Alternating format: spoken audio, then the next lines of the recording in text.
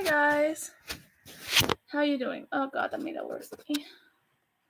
Hey, look, that's a little bit better. Now let me move around to this chair. There, is that a little bit better? Okay, because white walls are best. Yeah, no, I'm just going YouTuber. I'm sorry for let me just put this out here that I am sorry for posting a late video. I've just had a lot on my plate today. Had a mental breakdown in the process. Had the mental breakdown in the middle of all this, just cried, and then I'm fine.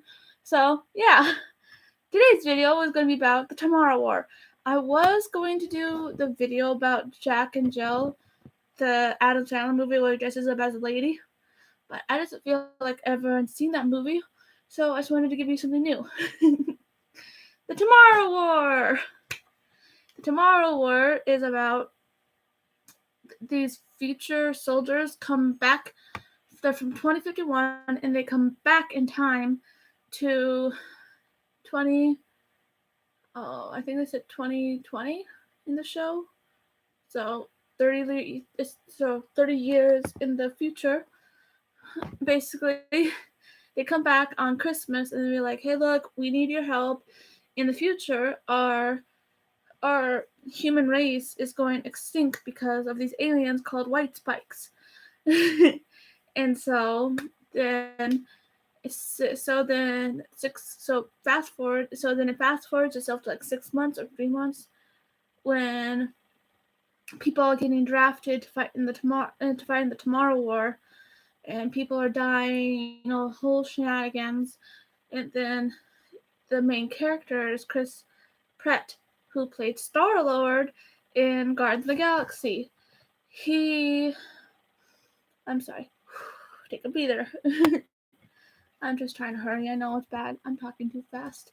He gets drafted, and then he gets like metal band on his arm. So then he has to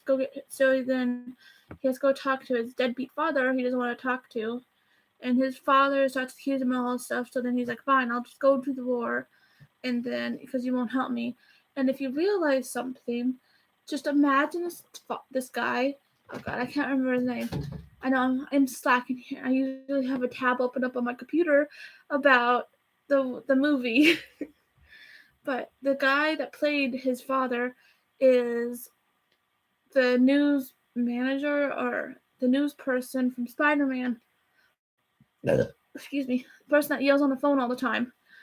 But back to my ramble. He goes and reports to duty. Oh, wait, I forgot to tell you one thing. When he's getting his band on his arm, they tell him that he's got moved up to second, and that because he's gonna die in 7 years. So he's like, wait, what? How? When am I gonna die? They're like 7 years. They won't tell him. So then when he gets past report, he gets trained and all this, and then the alarms go off, and then they're like, oh, we're going to Miami, and so they go to Miami. So then they get jumped.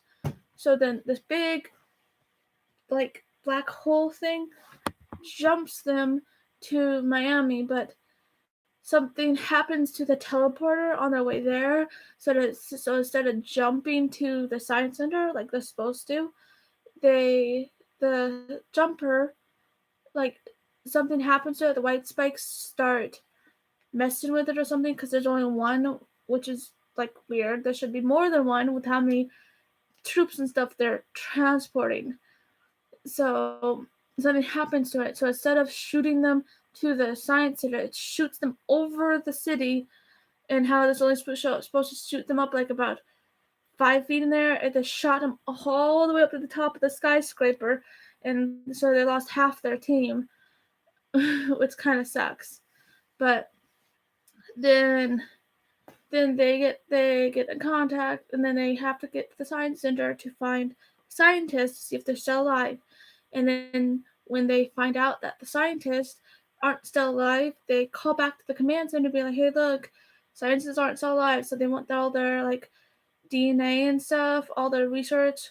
So they run out, and then all of a sudden all these white spikes are coming. They're trying to go down the stairs. All these white spikes are coming down, and so they have to run to the evacuation site. and on the way there, they start losing people, and then the fat guy slips and falls through the cracks because they're trying to go over the bridge. So then, I'm sorry. So then they go fall down. So then they try to get him, but they can't get him because he's, fat. So yeah. So they're just like leave. So he just told them like leave him, and they left him with another girl that was hurt, and they kept running and running, and then the bombs dropped, and then he woke up fighting. He woke up and he's like, "Where are we? What happened?" And then the guy in the red shirt was like, "You should have just left him. You should have not went after him, because then they could have all came back home alive." And so then this soldier comes up and tells him like, "Hey, look, the commander wants to speak to you."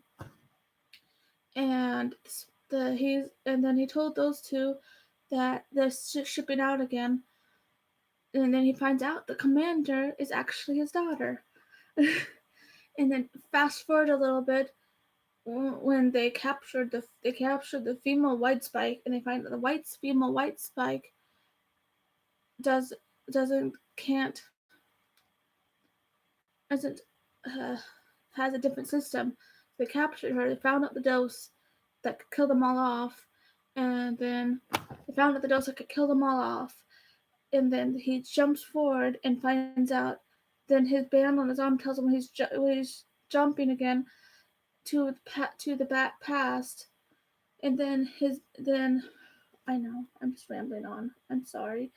Just the end of it is really good, and I did like it, so I hope you guys like it too. You can find it on Amazon Prime.